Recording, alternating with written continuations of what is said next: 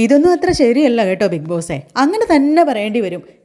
വ്യക്തി ശുചിത്വം എന്ന് പറയുന്നത് എല്ലാവർക്കും പ്രധാനപ്പെട്ട കാര്യം തന്നെയാണ്. അപ്പോൾ ലോകം മുഴുവൻ കോടിക്കണക്കിന് ആളുകൾ കാണുന്ന ഒരു TV ഷോയിൽ ഈ വ്യക്തി ശുചിത്വം ഒരാൾ പാലിച്ചില്ലെങ്കിൽ അത് എത്ര മോശമായ കാര്യമായിരിക്കും. നമ്മുടെ Bigg Boss Malayalam season 7 Gisele പലതവണയായിട്ട് ഈ വ്യക്തി ശുചിത്വം എന്ന് പറയുന്ന കാര്യത്തെ കാറ്റിൽ പറത്തിയിരിക്കുകയാണ്. കിച്ചണിൽ കുക്ക് ചെയ്യുന്ന സമയത്ത് വായിൽ വെച്ച സ്പൂൺ കൊണ്ട് തിരിച്ച് കറിയിലിട്ട് ഇളക്കുന്നതും ആ കറി എല്ലാവർക്കും സെർവ് ചെയ്യുന്നതും ഒക്കെ കണ്ടതാണ്. മാത്രവുമല്ല, ഭക്ഷണം കഴിക്കാനിരിക്കുമ്പോൾ നിറയെ കറി വെച്ച ഒരു പാത്രത്തിൽ നിന്ന് സ്പൂൺ എടുത്തിട്ട് അത് വായിൽ വെച്ചതിന് ശേഷം ആ സ്പൂൺ തിരിച്ച് ആ കറിയിലിടുകയും അതിനുശേഷം പിന്നാലെ വന്ന പലരും അക്ബറും ശൈത്യയും ഒക്കെ വന്നിരുന്ന് അവർ കഴിക്കുകയൊക്കെ ചെയ്യുന്നത് നമ്മൾ വ്യക്തമായിട്ട് ലൈവിൽ കണ്ടതാണ്. ഇതൊന്നും അവിടുത്തെ മത്സരാർത്ഥികളുടെ ശ്രദ്ധയിലൊന്നും പെട്ടിട്ടില്ല. മാവ് കുഴച്ച കൈ കൊണ്ട് കക്ഷം ചൊറിയുകയും തിരിച്ച് ആ കൈ കൊണ്ട് തന്നെ മാവ് വീണ്ടും കുഴിക്കുകയും ചെയ്ത പാർട്ടിയാണ് ജിസേൽ. ഇത് കണ്ടപ്പോൾ ഏതോ ഒരു ചിത്രത്തിൽ ധർമ്മജൻ ചെയ്ത പോലെയൊക്കെയാണ് ഓർമ്മ വരുന്നത്.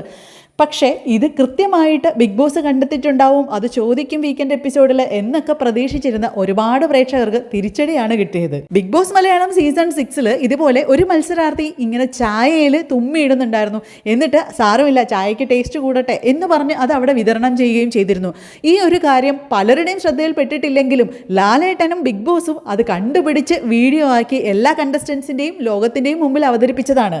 അത് തെറ്റായ ഒരു കാര്യം തന്നെയായിരുന്നു. ആരും അതിനെ സപ്പോർട്ട് ചെയ്തിരുന്നില്ല. അപ്പോൾ അതിനേക്കാളും മോശമായിട്ടുള്ള പ്രവൃത്തിയാണ് ജിസേൽ ഇവിടെ ചെയ്തിരിക്കുന്നത്. എന്തുകൊണ്ട് ഇത് വീഡിയോ ആക്കി കാണിക്കുന്നില്ല എന്ന് പ്രേക്ഷകർ ചോദിച്ചാൽ അവരെ തെറ്റു പറയാനാവില്ലല്ലോ.